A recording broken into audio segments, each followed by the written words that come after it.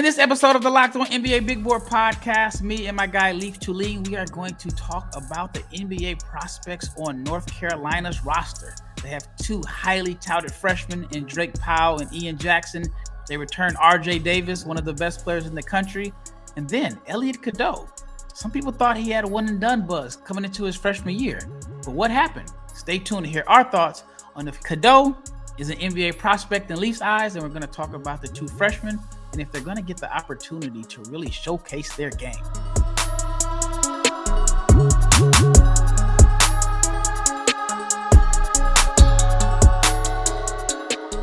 Big shout out to each and every person that has made the Locked On NBA Big Board Podcast your first listen of the day. I'm your host, Rafael Barlowe. And like I mentioned in the open, my co-host for today is Leif Tulin, the guy that watches more college basketball than anyone else. And before I get Leif's opinion on the prospects on this North Carolina team, I want to let you know that this episode is brought to you by FanDuel. You can start the season with a big return on FanDuel. New customers can place a $5 bet, and you'll get started with $150 in bonus bets if you win your first $5 bet. Visit FanDuel.com to get started. And if you're not subscribed to the YouTube channel, please subscribe, like, share, comment. Make sure you click the bell so you can be notified every time we drop an episode. This is our second episode of the day. I want to say for the month of October, we did like 26 or 27 episodes. So we are your source for NBA draft-related content. And of course, we're covering the rookies because the 2024 NBA rookie class is much maligned. But we want to talk about them every episode, at least every day at some point. All right, anyway, let's get to college basketball. Leif watches more college basketball than anyone else, and I know he is excited. College basketball is around the corner. Monday, right? Oh, yeah. Can't wait. It seems like it was 50 days, then 37 days, and now we're actually, as they would say, we're on the beach with our feet in the sand. So we are pretty close to the start of college basketball. One of the teams that I feel like you were a little lower on than the consensus is North Carolina. You have them ranked 12th in your Leif Tulin top 25 rankings. I wanted to first start off talking about their prospects. They have two highly touted freshmen. I've seen them as first-round picks on a lot of different boards. What are your thoughts on – we'll start with Drake Powell. What are your thoughts on Drake Powell as an NBA prospect?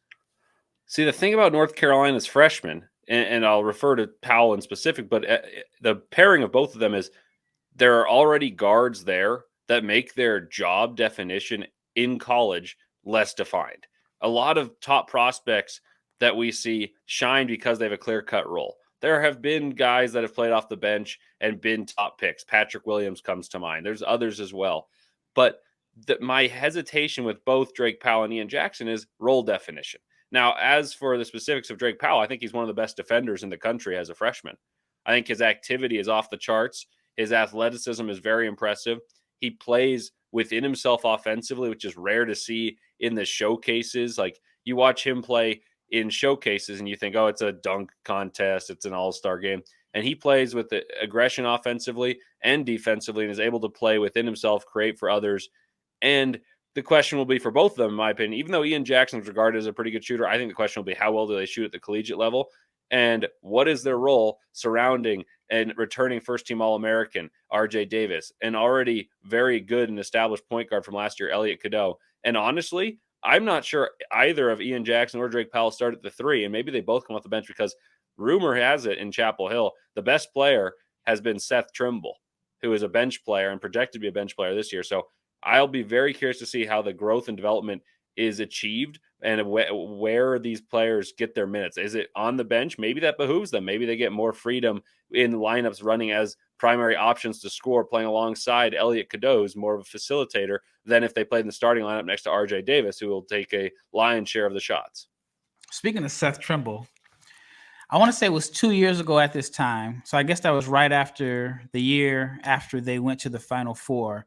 And there's a friend of mine that is a North Carolina alum and works in NBA circles. I think I've mentioned this before in previous episodes.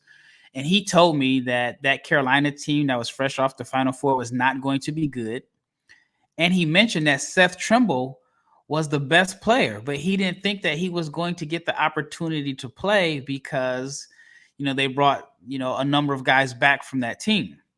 I've also heard that Seth has played really well and, just like the scrimmages and the practices. So that could definitely play a role in how much we see Drake Powell. I like Drake Powell. He popped out on film to me. I watched him in, like his high school games. It's different with him because he didn't go to one of these powerhouse high schools where he had a multiple NBA prospects on his team. It's crazy to say that, but nowadays when you watch Montverde and IMG and Prolific Prep, they have multiple NBA prospects on one team. He went to a regular high school and he just popped out on film to me. On offense, I see a lot of people are divided on him as an offensive player. I've seen people say that he's a so-so shooter, doesn't offer much self-creation. I think the opposite. I think he's an efficient shooter. I think he's a shot maker. I think he can score in isolation. But one thing that is consistent is everybody raves about him on the defensive end. So one of the questions I had for him coming into the season, or I have for him, is how much offense is he going to be able to show in North Carolina? I have him in my lottery, and I've seen other mock drafts have him the same, but it's weird that everyone's putting him in their lottery, but they're mostly talking about his defense. Do you think his defense is that good to be a lottery pick just based off of one side of the ball in a sense?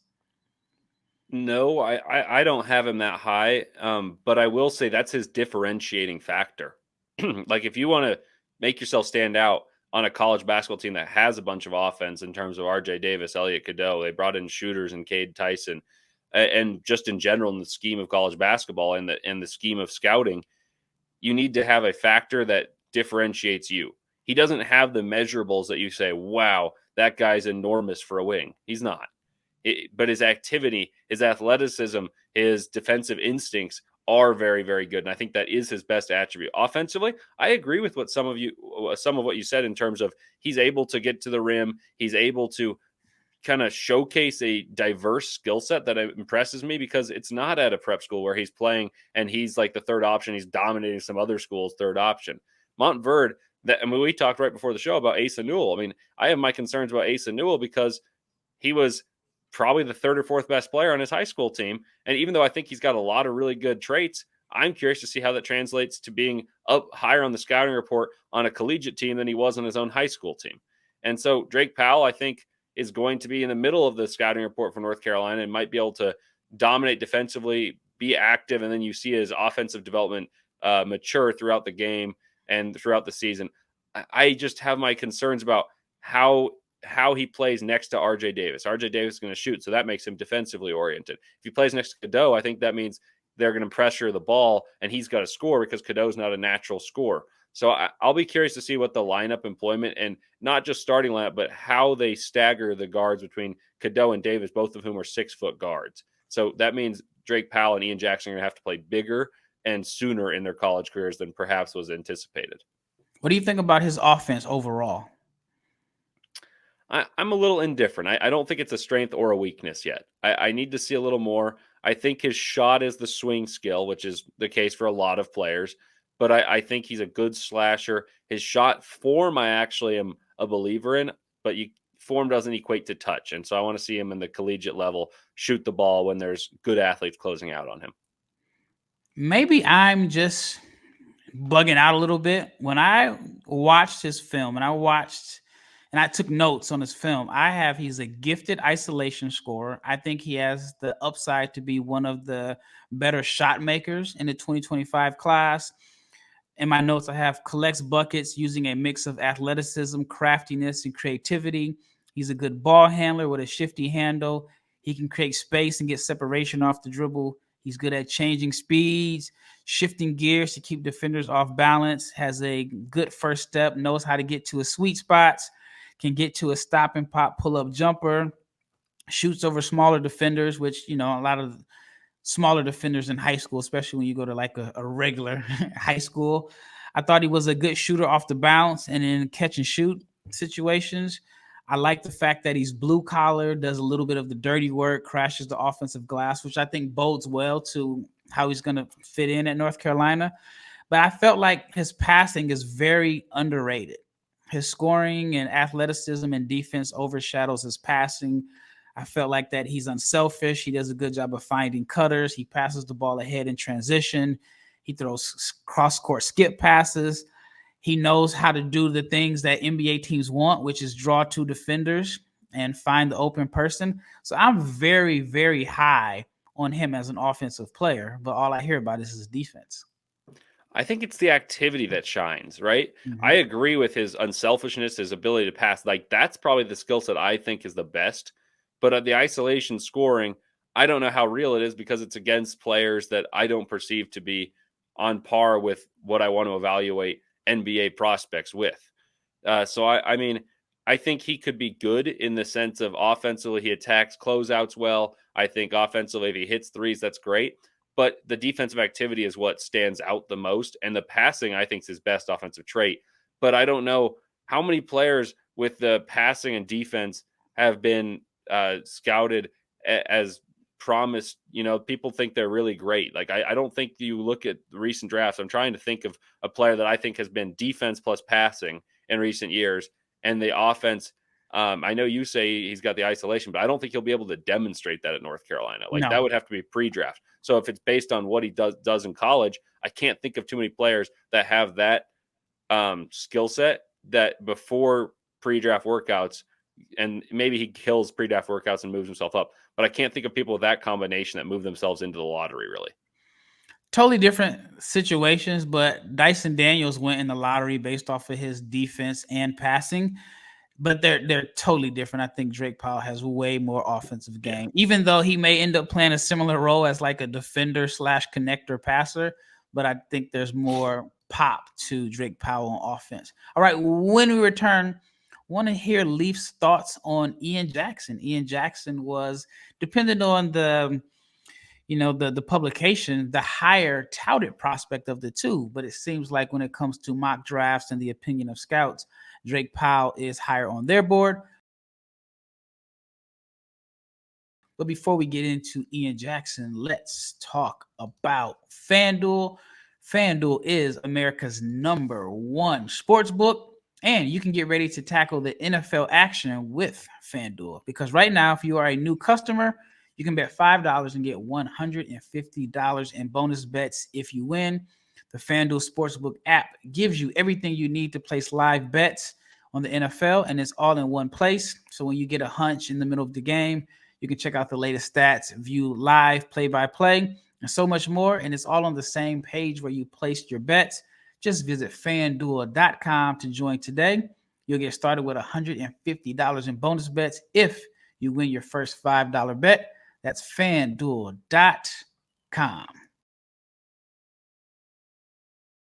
All right, Ian Jackson. What are your overall thoughts on Ian Jackson? And what are your thoughts on his fit at North Carolina this year and how it relates to him as an NBA draft prospect? It's similar to Drake Powell in the sense that Cadeau returns, Davis returns. And then you say, well, Jackson can slide in and play a 3-guard lineup. Well, Seth Trimble, the buzz is that he's been the best player of the bunch. So that means he, much like Drake Powell, likely plays off the bench. And like I said, I'll be curious to see who he plays alongside in those bench minutes, whether it's Cadeau or Davis as they stagger. I think that one of those two is always going to be on the court. As for Jackson, my overall thoughts is he's a live wire athlete who's good with the ball in his hands. I think people are making too much of his shot. I personally don't think he's an amazing shooter. I think he's a competent shooter, someone who's better going downhill and would thrive in transition, which means I like the fit for North Carolina. But like I said, because of what they returned and also accumulated via the transfer portal, I think it's difficult for him to get early minutes with the starting rotation. I think he'll likely come off the bench. And if he can push the pace and play complementary style to other guys, he and Drake Powell control the ceiling for North Carolina. If those two guys are really, really good, and they now have 5 guards that are very, very good, it's going to be hard not to be a top 10 team in the country, despite not having Armando Bacot or Harrison Ingram. I just have skepticism about how they each play away from the ball. I think both Powell and Jackson thrive with pace, and they will play with pace. But I have skepticism about how each of them leads to spacing and how comfortable they'll be away from the ball should they play with Elliot Cadeau and now are thrust into a scoring spotlight in a bench unit. So the question is, just based off of everything you're saying, do you think they complement what North Carolina is returning? And do you think that their draft stock is going to be impacted by not going to a school where they're given the keys? Possibly. I mean, we can come up with numerous examples of each where a player fits in and they fit their role and then people draft them to play that role at the next level versus someone gets the keys and they really struggle. And it's more heavily critiqued when you really struggle and you get the keys. That said, of course, if you get the keys and you thrive, your stock moves up. So it's a risk reward relationship. I do think their draft stock is overhyped by maybe the high school highlights and the culture of, hey, this guy is really good because he played great in the McDonald's All-American game. I never have believed in that. I just don't think that matters. And so I think in the case of Ian Jackson and Drake Powell, to an extent, both of them perform admirably in high spotlight games. And you look at it and you say, well, of course they're great. They're going to North Carolina, big brand name school, and they play. And I think in Ian Jackson's case, McDonald's All-American, he played great. So you look at that, and I think there's going to be unfair expectations set upon him by the outsiders. And in terms of the upper level of draft of scouting, I don't think many think that highly of Ian Jackson. Like, you don't see him in the lottery too often. And I think first round's a perfectly fair expectation. I just think he's got to do a lot to achieve it this year because North Carolina has a backcourt set in place. And when he committed, I don't think he probably assumed RJ Davis was coming back. I don't think you assume Seth Trimble is going to make the enormous leap he did. You don't know that Elliot Cadeau is going to come back, although I think that one they could have expected as he's a smaller guard. But I just think it's about fit and ability to assimilate and also assimilate with a positive mindset, not kind of slouch and be grumpy about playing off the bench. Because sometimes if you play the bench role beautifully, NBA teams take notice, or you transfer the next year and you have a bigger role. I think there's a new complexity to recruiting, choosing the right place for the kids, and also then how it applies to the NBA draft if they have the talent level. Here's a question for you. What is Drake Powell's best position, and the same for Ian Jackson? From the NBA perspective or for North Carolina? NBA perspective. I think Ian Jackson's would be maximized as a 1. I don't know if he's got the requisite skill set. I'm a little hesitant on that, but I think if you were to maximize everything and say everything goes beautifully, him playing the 1 is best for him. Powell, I'd go with a 2 for Powell. I think you play him as a big-bodied 2 who can be a point of attack defender, guard 2 through 4 in what's becoming more and more of a switching league, use his pace, his aggression, getting to the rim. Like you said, I think he has good wiggle as an offensive creator. And then hopefully his shot comes around. He plays next to someone who can create for him to get open threes. So how tall, I've seen Powell listed at 6'6". I've seen some say he's 6'4". North Carolina site lists him at 6'6". Is that really a big 2? I mean, he's 6'6", 195 right now, according to the high school ranks. Mm-hmm. I think you can put some muscle on him. Like, he's got that wiry, strong build. Jackson's very thin. Powell's a little stockier, even though it's like a muscly, stocky. I think he's got the build to be a 6'6", 220 in the NBA. I mean, I think Powell has a more translatable position, a defined role. I'm struggling with Ian Jackson. I know that he's as me and my brother would say, he's just a ball player. Like, I don't know if you can put him in a box and say he's a 1, he's a 2. I do think that he is going to make an impact when he's on the floor just because of his athleticism, his motor. He's going to get out in transition. He's going to make some exciting plays.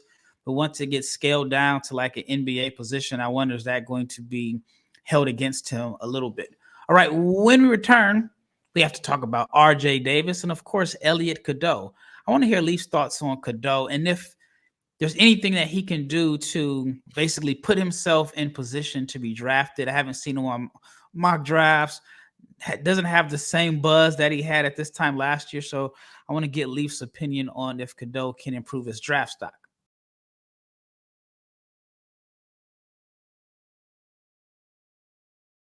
All right, last segment. Let's start off with Elliot Cadeau. The first time I saw Cadeau play was at the EYBL. It was here in Dallas, and he was phenomenal. I mean, he was blowing by everybody.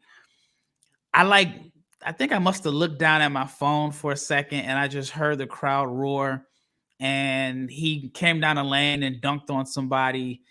He is a very good athlete. I don't think we really got a chance to see how athletic he is in the college setting. I mean, of course, it's different in high school, but he really, really, really struggled as a shooter.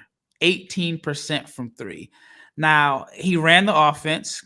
North Carolina was at their best with him on the floor. He has size working against him.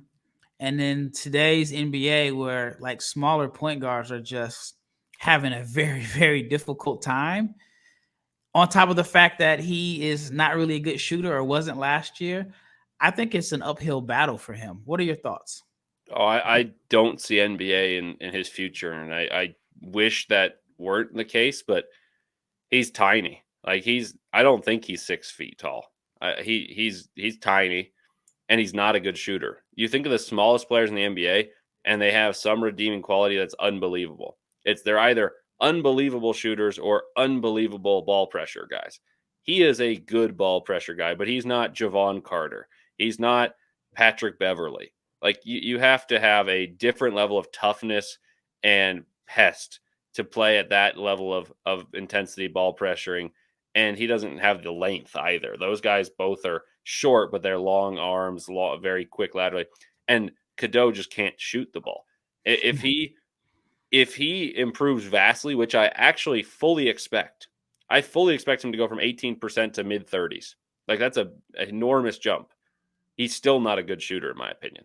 It'll be because the team wants him to be shooting the ball instead of RJ Davis. It'll be because the team goes under screens and says, prove it to me.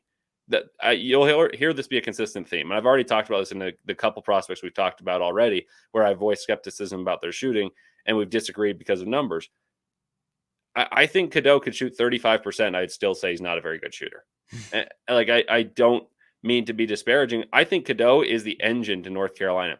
North Carolina will be very good if Elliot Cadeau can hit a respectable number of threes, can play the defense that allows for RJ Davis to take a little bit off defensively, can create and make Jalen Washington, their center, look very good, can create open threes for their stretch four, whose job is to replace Harrison Ingram, and they need to hit threes to replace Cormac Ryan's presence. He's an engine for North Carolina, but I don't see NBA in his future because he's not at the level of a shooter, nor at the level of just an athlete to play at the NBA. And it's a shame. The NBA is just getting too big. You can't be 5'10" and not be a good shooter and play in the NBA. It's just not going to happen. And which is confusing to me because you mentioned about the athleticism. And when I looked at my notes from high school, I thought he was a very, very high level athlete for his size. I forgot the numbers. I had it somewhere. And he's quick as a cat, but NBA guys are different, man. Like you see Reece Sachet said, I was a great athlete in France. Now I'm just a normal guy. Well, Reece Sachet, 6'10", he's a normal guy. You think 5'10" is going to put you in that same thing? So I don't mean to be overly critical. I just don't see it happening athletically for Cadeau. Yeah. And speaking of, you said he's the engine. North Carolina was 8-2 when he posted 6 assists or more. So I'm going back and looking at some of my notes that when he was in high school, and I can't find the note. When he was in high school, I want to say he had like 20 dunks in the EYBL. It was something crazy for a small guard. And like I said, I was at a game. I didn't see it. I had to go back on YouTube and watch it. But I literally saw him come down the lane and take off. So I thought that coming into his freshman year, I knew he was going to be like a shaky shooter, but I thought the athleticism and his ability to get in the paint without needing a screen, which is rare. Like a lot of guards may need a screen to get in the paint consistently. Elliot Cadeau doesn't need a screen. But the fact that he can't shoot kind of eliminated that because teams were sagging off of him. So I know he takes care of the ball. I know he's, like you said, an engine. He's a good table setter. I think that he's going to have to shoot 40% from three this year. And even then, I don't even know if that's going to be enough unless he just what's my man's name for the Pelicans? Unless he just all of a sudden turns into Jose Alvarado on the defensive end and starts picking up full court and just, you know, someone sees him as like this pest. Question for you. Can he be like a Trey Jones or a Tyus Jones type? I don't think he's got Tyus. Tyus is a great shooter, good scorer. People always say Trey Jones was great at Duke, and he was because he won the Player of the Year that one year, but Tyus was far better and is a far better player because he's offensively very good. Trey's offensively challenged, doesn't shoot well, plays great defense. Trey Jones is also significantly bigger than Elliot Cadeau, and he's small in the NBA. Yeah. So I have my doubts. I like Elliot Cadeau. Like, I don't want this to sound bad. And he's far from the reason I'm low on North Carolina. The reason I'm low on North Carolina is I don't know how they replace. Everyone's going to talk about Armando Bacot, but what I think they're lacking the most is Harrison Ingram's ability to finish possessions, rebounding the ball, and be an absolute nightmare matchup defensively, where he's scoring the ball from the mid post. If you double, he kicks out, they shoot threes. He shot 40% from three last year. And then not to mention they missed Armando Bacot's rebounding, and they have both those guys to replace in the front court. I'm confident in their guards in the collegiate basketball sense. I just don't know how much their freshmen will be able to grow because of the other guys. Cadeau's far from the reason. I actually have about the most optimism in Cadeau than I have of any player on the North Carolina team. But the NBA is asking a lot. I think he's going to be a 4-year college guard, and by the end, he might have an assist. He might threaten assist records in the ACC. Like, if he plays 4 or 5 years, he's got a great chance to lead the league in assists for 4 years. I just don't see him playing in the NBA. He's too small. I always joke around with some of my agent friends, and I say that if I were an agent, especially in the NIL space, I'm looking for me an Elliot Cadeau type guard that is going to be there for 4 years, possibly, and is going to make a lot of money every single year. The returns on that from the agent standpoint would be great. You could probably even make more off of like an Elliot Cadeau or like this slow, plodding, dominant back to the basket center over 4 years than you could with a first round NBA prospect, especially if you're getting to 20%, which is crazy. All right, let's talk about RJ Davis.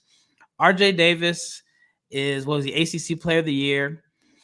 Historically, he's going to go down as one of the best players in North Carolina history, which sounds crazy when you consider, you know, Michael Jordan, Jerry Stackhouse, all the names there. In your opinion, why is he not an NBA prospect? I've had so many people ask me, like, why is he not on NBA radars? I'm gonna say something I think is going to be controversial here, but I think it's obvious. Last year, he was a first-team All-American, but he was the first-team All-American that made the least impact on his team. You look at Zach Edey, obviously enormous contribution. Dalton Connect, obviously enormous contribution. You look at other players. TJ Shannon's a better basketball player than RJ Davis, and I understand he would have been a first-team All-American. But like when you went into the tournament and RJ Davis had a bad game shooting the basketball, North Carolina lost. And I understand Alabama is like a very talented team and they played well, but Mark Sears was better than RJ Davis, and he was a second-team All-American. And this is not hindsight because they won the game. Like, he was a more impactful player because when he doesn't score, he creates for others. RJ Davis could have done that, but he's playing the two guard and his job is to score. But he's a diminutive two guard. So if he's shooting poorly, he doesn't put the pressure on the defense other than from the free throw line. When he draws fouls, he's an 85 to 90% free throw shooter. That's great. But if you're not shooting well and you're playing off the ball, you're not an amazing defender, and you're not an amazing distributor, I have my concerns. So bring that back to the NBA. I know that I went on a little tangent there. So what's his skill set in the NBA? He's going to be a very good shooter no matter where he plays basketball, but he's tiny. So you don't see diminutive backcourts. I know this. In the background, you see a Jazz jersey. Donovan Mitchell has a 6'10" wingspan. When he wants to, it can be an incredible defender. Was the Jazz's best perimeter defender at times, but that was the issue. You can't have Donovan Mitchell at 6'1", even with a 6'10" wingspan, play next to Mike Conley and expect to be a good defense, even with in the playoffs. That is, even with the defensive player of the year behind you. So you put it to RJ Davis. He's not Donovan Mitchell as a scorer. He doesn't have Donovan Mitchell's muscle. He doesn't have his athleticism. And honestly, they're similar shooters. And Donovan Mitchell can create his own shot. So you just don't have the requisite skill sets to do anything but the one skill. And I think that's going to limit Carolina a little bit. And I think it'll limit him in the NBA draft scheme of things. I just don't think people really think a fifth-year guard who is not a true point guard and doesn't defend at a high level and is not an unbelievable athlete will have a chance in the NBA. It just shows you how much different the NBA game is compared to the college game. We see it every year, guys that are really good college scorers. I remember having this conversation after North Carolina's Final Four run. This guy argued me up and down why Armando Bacot should have been a top 10 pick. And I was trying to explain to him, it's not 1986. it's not that era. You kind of casually mentioned it, but why you're not as high on Carolina as the consensus. And then lastly, do you think they can beat Duke? We've seen times where Duke has had more talented rosters than North Carolina, but North Carolina has been able to get some wins. What are your thoughts on that? I absolutely think North Carolina can beat Duke. It's the greatest rivalry, as far as I'm concerned, in sports. I think North Carolina and Duke, you look at the past 100 matchups, and they're basically 50-50 with the exact point spread. At one point, a couple of years ago, the graphic was literally the exact same amount of points scored against each other, exact same amount of wins, exact same amount of minutes leading. Like it was an astounding graphic that a movie script couldn't write. So yes, Carolina can beat Duke. They can go into Cameron Indoor and win. They can also go and play at the Dean Dome and defend their home floor and win. They're not as good as Duke, though. The reason I'm lower on North Carolina is they play a small backcourt that I have no issue with in college basketball. In the NBA, I think it's an issue. In college basketball, not an issue. They are going to be very good offensively at times when they're shooting well. But that means they need to have a couple players make threes, namely Elliot Cadeau, and they need Cade Tyson to jump from Belmont to North Carolina and hit the ground running. Like I said, I think the biggest thing they're lacking has nothing to do with the guards we've mentioned. They're lacking interior play. Armando Bacot, who I never was that high on in the scheme of college basketball, nor in the NBA prospects, he was unbelievably productive. He gave you a double-double every night, and he gave you an interior presence that you could play through, but also would get you rebounds. This year, Jalen Washington, who's more reliant on finesse, will have to be someone who can step in there and be physical and be a rim protector. You look at their other forward spots, they could play Jalen Withers, they could play Cade Tyson, they could play Van Allen Lubin, none of whom have the same skill set or skill or shooting ability. I mean, Tyson does, I guess, shooting ability in theory, to what Harrison Ingram demonstrated last year. But also Harrison Ingram was an unbelievable defender. He led the ACC in rebounds in ACC play alone. And he's a point guard by trade when he played at Stanford. He was a point forward. And so he could create great shots for the likes of RJ Davis, for the likes of other players on that North Carolina team, like Cormac Ryan, who also left. So they've got a lot of growing to do. And I haven't talked about their freshmen because I don't see exactly their roles being clearly defined. Freshmen in college basketball tend to thrive when their roles are clearly defined from the outset and not developed into in the long run.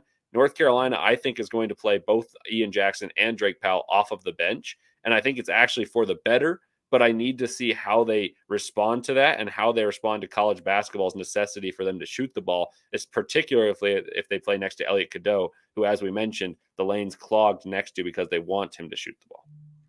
All right, last question. How many first-round picks on this North Carolina roster?